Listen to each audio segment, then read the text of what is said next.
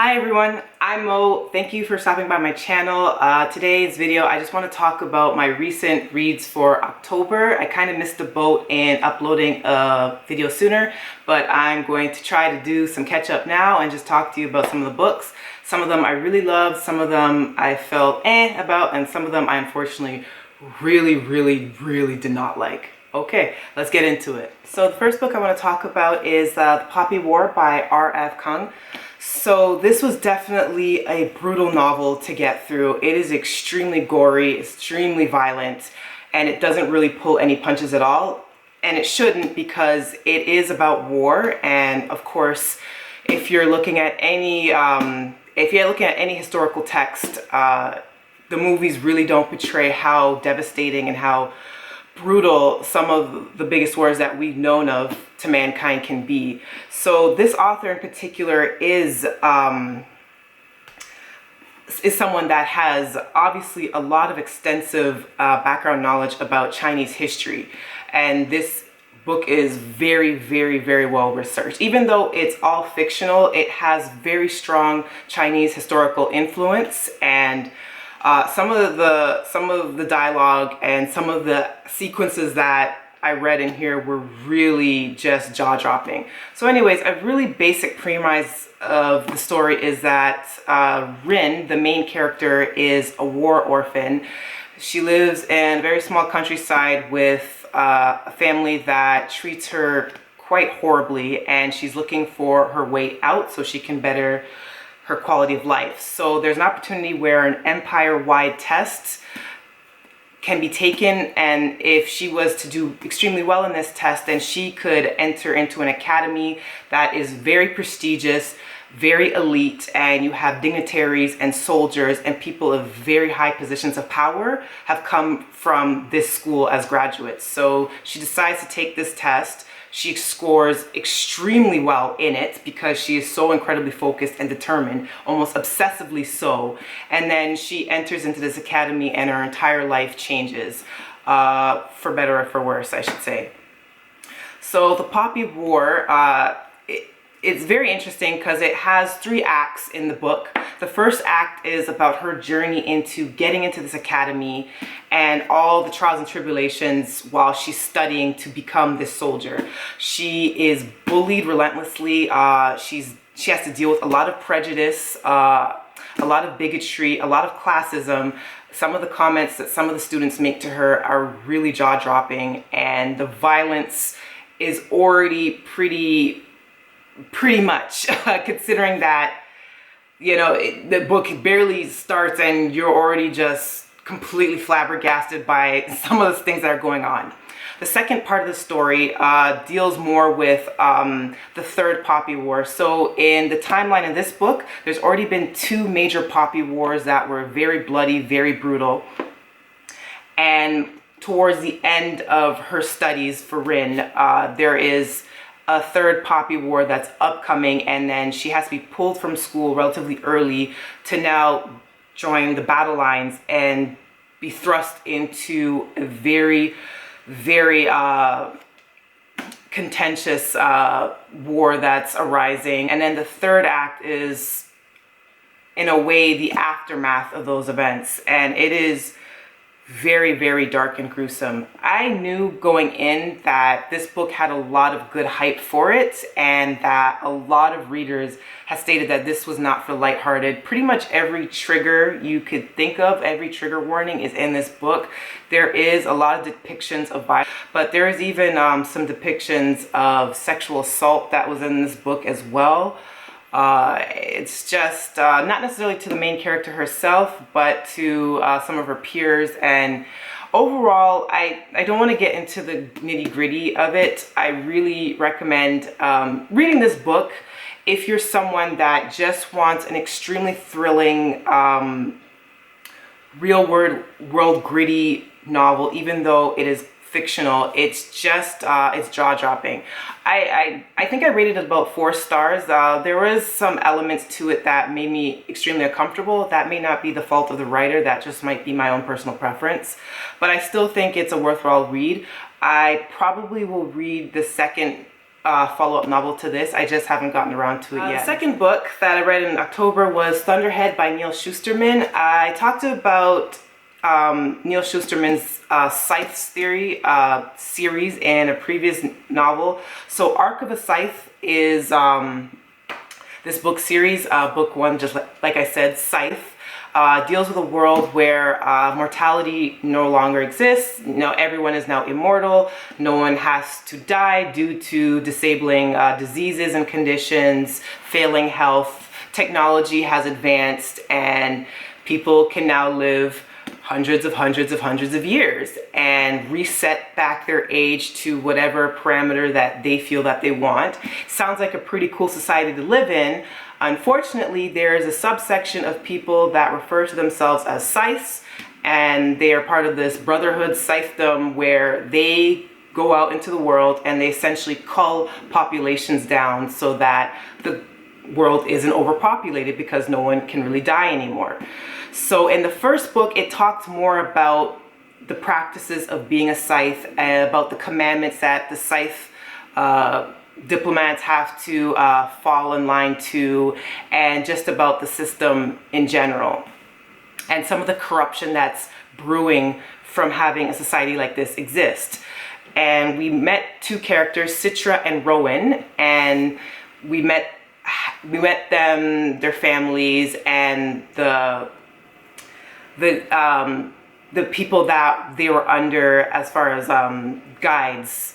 So past scythes who take them under their wing and kind of teach them their ways of life. So a lot of events happen in that book. I don't want to really get into major spoilers, but for Thunderhead, the second novel in the series, Thunderhead is this AI sentient technology that exists globally that essentially monitors every corner of the world, with the exception of a couple of spots for reasons that are disclosed further in the novel. The Scythe is like omnipresent, almost like a godlike figure in the story, and you hear a lot of its thoughts and monologues as it observes the actions of Rowell and Citra and everybody else in the world of the Arc of the Scythe.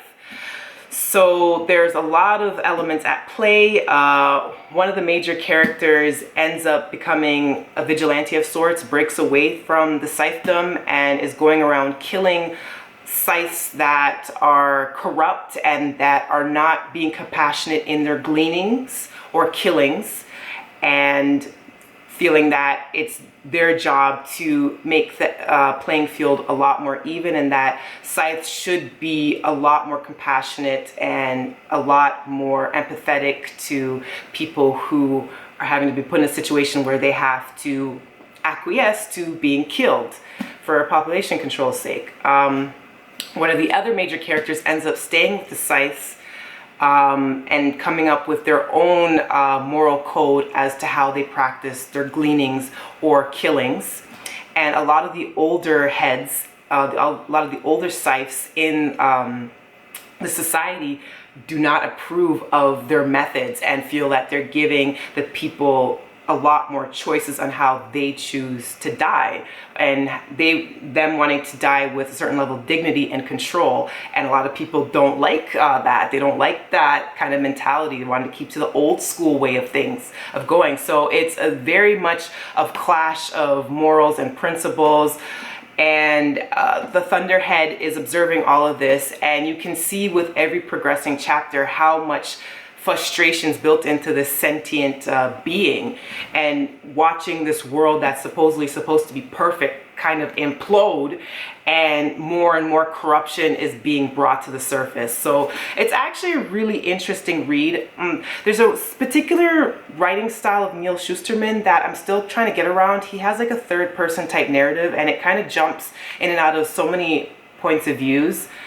So it's kind of, I felt as a reader sometimes I was kind of distant from the action, and there were some really shocking circumstances that happened that I feel like I should have been more to it, and I was kind of But overall, it's still a really interesting world. This book definitely ends on a massive, massive cliffhanger, like the most epic of cliffhangers. So I'm actually really interested in seeing the third installment of this series, which will be the last, which is called The Toll, which I believe is coming out in this month. I might wait until my library gets it and kind of calm down with the book buying stuff. So we'll see, but I definitely think I'll conclude this series, but I'm not rushing to do that at that. Next that I finished reading is Mary Lou's Warcross. This was a book that I bought purely because a booktuber talked about this incredibly epic kiss that happened in the book. So I didn't know anything else about it going in, but it was okay. I think I may have rated this like a 3.5 to 4 stars. So I liked the premise of it. I thought it was an interesting world to bring readers into.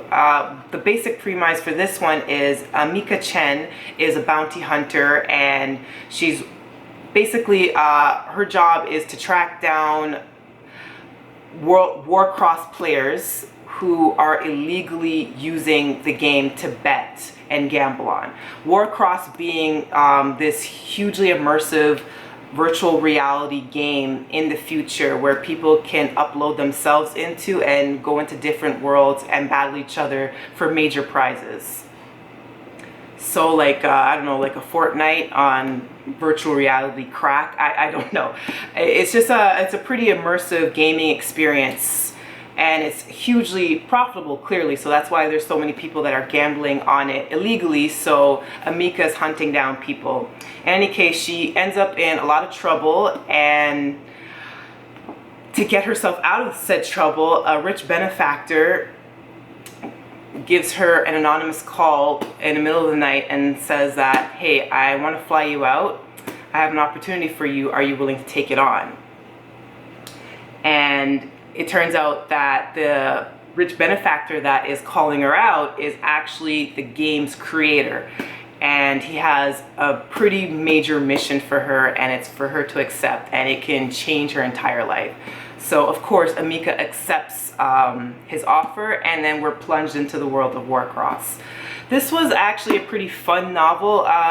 There were some instances of it that kind of dragged for me a little bit, but for the most part I thought it was pretty interesting. Okay, so for my next book I've got Well Met by Jen Deluca, which is contemporary romantic comedy, which is absolutely one of my favorite types of books to read. I love a good romantic comedy.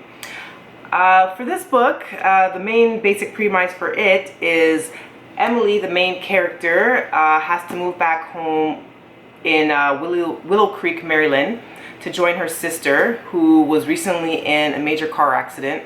So she's having a really rough go, and she has to take care of her daughter, has to still go to work, and etc., etc. So Emily has moved back to help her out. And during this time period, it's the summertime, and this big, beautiful Renaissance fair that happens every summer just happens to be back in full swing, and Emily's niece now wants to be a part of it and asks Emily, can you come along with me? So Emily's like, sure, I don't really have anything to do. You know, I've moved back here. I'm kind of bored. My life is kind of a mess. Let me start off with a fresh, clean slate and go to this Renaissance fair. Maybe I can have some fun. So she ends up going to the fair, signs up. She's going to be a bar wench, I think. And the co-founder and the creator of this Renaissance fair, Simon, turns out to not be the nicest of people and is a real jerk to her. So Emily's kind of conflicted. Okay, on one hand, a Renaissance fair sounds pretty cool. I get to be a bar wench, get to, you know, flirt, have fun, help out my niece, do a good thing. But at the same time, I have to deal with this jerk face. Oh well, I'm gonna do it anyways. And then things get really interesting, because in the Renaissance fair, you kind of have to stay in character. So she has to stay in character as the bar wench. And Simon, the creator of the Renaissance fair, he is this handsome pirate.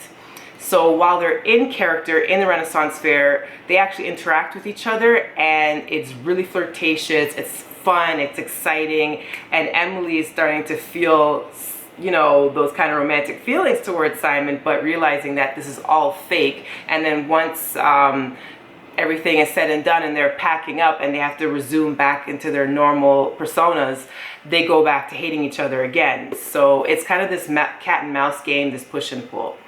So initially, this sounded really, really great and right up my alley. I love romantic comedies like nothing else. So this should have been an absolute win for me. Unfortunately, I was kind of left feeling meh about it towards the end. No fault really on Jen Deluca's end. Well, I don't know.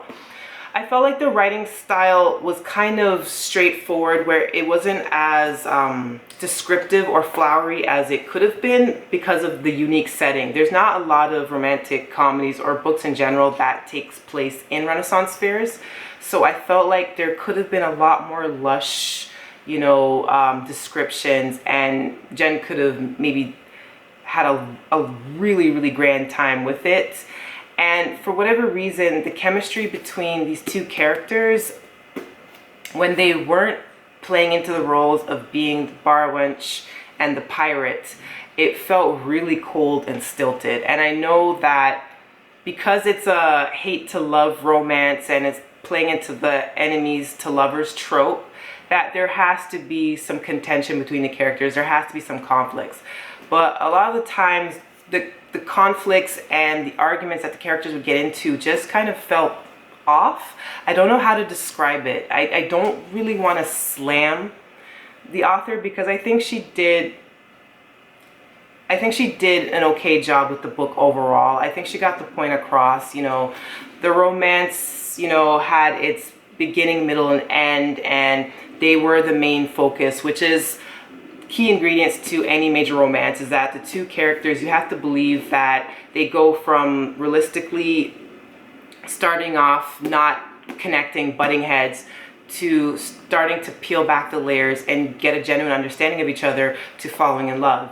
So she did follow that formula, but yet for some reason I just had a hard time really connecting to it. I think I ended up giving this 3 stars on Goodreads, so it's not a bad book by any stretch of the means. And if you want like a light, fluffy, romantic comedy that's super quick to get through, I just personally, for whatever reason, I just didn't connect to it as much as I would have liked, considering that it had all the elements that I would normally love in a romantic comedy. But it's by no means a bad book. Trust me, I have read a lot of romance books, especially this year, and this is not even close to being my most disliked or anything like that. So I didn't even dislike it. I just wanted more from it, if I'm articulating myself well at all. Next is Pumpkin Heads by Rainbow Rowell and Faith Erin Hicks. This is a graphic novel, probably easily my favorite from October as far as book reads. Yeah, this was so cute, so lovely. It's a very, very basic, simple plot. Deja and Josiah work at this really amazing pumpkin patch. It's going to be their last year working there before they have to head off to college. They're both high school seniors. And Josiah has this long-standing crush on one of the workers that work at this pumpkin patch. So Deja comes up with this plan of how he can finally connect with his crush and fall in love and la da da da da. And both of them go on this wild adventure in the pumpkin patch and discovering some of the site areas that they haven't been really privy to because they've worked at a certain station every previous year in the fall. This is like the perfect read for a fall, October-like setting. It's really cute. Like I said, it's a very basic plot. So if you're looking to find like something that's super intricate, something that's jaw-dropping and brand new, I don't believe that this is it. And I don't think it was intended to be that. I think it was intended to be a really digestible, super easy, fun read with gorgeous, gorgeous illustrations, which, you know, hats off to Faith. The drawings are just immaculate. I love them so much, and as someone that loves to draw and likes to call herself an artist, I can just really appreciate the art style of this graphic novel. It's just really pretty and cute. Which brings me to the last book for my October reads. This is also from Rowell. Unfortunately, my feelings towards this next book was not as positive as experience as with Pumpkinheads. So Pumpkinheads, I think I gave that about 5 stars. Very well earned. Just a really happy-go-lucky, fun, quick, easy book that I loved. Unfortunately, Carry On was not that book for me. This one was probably one of my most highly anticipated reads of the year, to the point where I pre-ordered this book many months in advance of it being released. I actually almost forgot that I ordered this because it was so early. That's how highly anticipated it was for me. Plus I got the Waterstones UK edition of the book, which actually has beautiful sprayed pages. It's got some beautiful artwork in it. Cute, right? But unfortunately, I did not enjoy this. Now, the basic premise for this, if you're not familiar with Rowell or Carry On, the previous book to this one, Carry On is essentially a satire book that was poking fun at the chosen one trope that you see in a lot of young adult fantasy novels. One of those being Harry Potter, which is probably one of the biggest chosen one tropes there are. So Rowell took the premise of Harry Potter, created her own little world about it, created a wizard by the name of Simon Snow, and then had an arch nemesis for Simon Snow named Baz. And Baz is essentially your Draco Malfoy character from the Harry Potter world. Anyways, they have their hijinks and they end up falling in love in Carry On. And it was just a really fun, lighthearted novel. I enjoyed it. Didn't know much about Rowell and some of the discussion points around her, but I knew that I liked Carry On, and I knew I wanted to pick up Wayward Son when I heard that it was going to be getting a sequel. Hence now I ordered the sequel, got the book, and this is the exact opposite of what I expected. Now, to be fair to this book, the events of Carry On did leave room in the story for the boys to be dealing with a certain level of trauma. So they had a major battle that they had to get through in Carry On, and they're still dealing with the after effects about that in Wayward Son. And Simon in particular had a really integral role in the major battles. And his entire life has been basically built up to this moment. And now that the moment's done, the hero has done his job, and now the hero has to deal with regular day life. Simon is having a really rough time with it.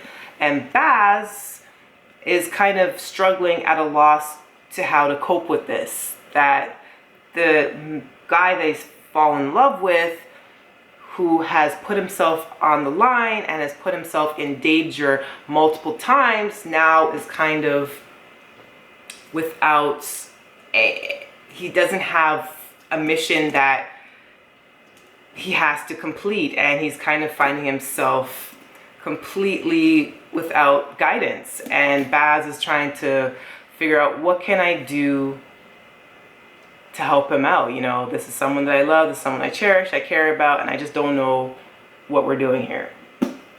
So they end up going on this world trip, Baz and Simon and Penelope, who is the Hermione character in this world, and they end up in the United States, which is an interesting choice in itself. I think Carry On, I think one of the benefits to it, because it was based around the world of Harry Potter, it was set in the UK and in London, and I think that also helped the Carry On world. So I don't know if taking them out into United States helped the novel, but that wasn't really my issue with it. My issue with it was mainly the characters' arcs were really depressing.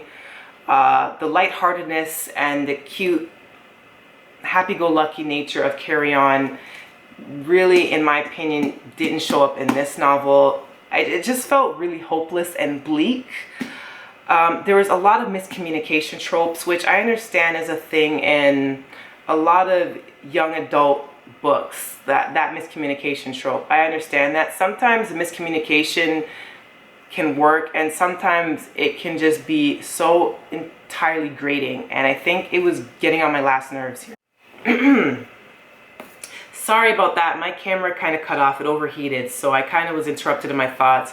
But my main thoughts were, for Wayward Son, I just did not end up enjoying it as much as its predecessor, Carry On. Unfortunately, it just didn't have the same happy-go-lucky vibe that I enjoyed from the first novel, and I understand that this book was dealing with more traumatic events, but unfortunately there's just something that just wasn't working for me.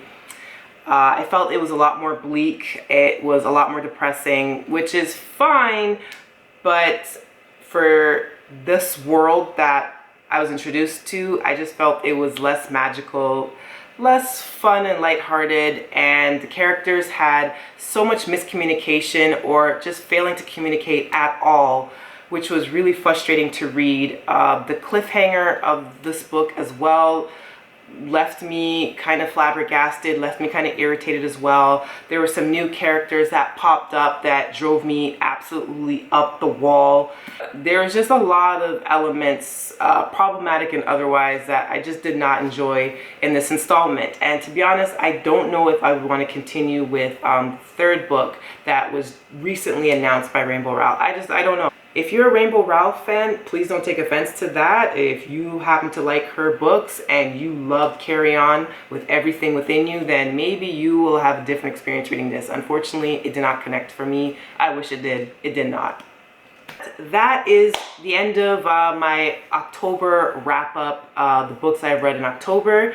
I'm pretty happy right now with my reading speed. I have completed my Goodreads challenge. I challenged myself to read 50 books this year, which I have done. I'm actually have gone over, and I just want to see how much more that I can push it for the remainder of this year. I do have some side projects that I still haven't finished, and I kind of want to put more focus on them, so my reading probably will slow down considerably towards the end of this year, but I'm still hoping to read some more, and there's definitely some new releases that are coming out that are hugely exciting for me personally. Some of the books that are coming out in November are actually the books that I've been waiting for all year, if not even longer than that, so it's gonna be good. But thank you so much for taking the time to watch this video. I hope I see you in the next one. Bye!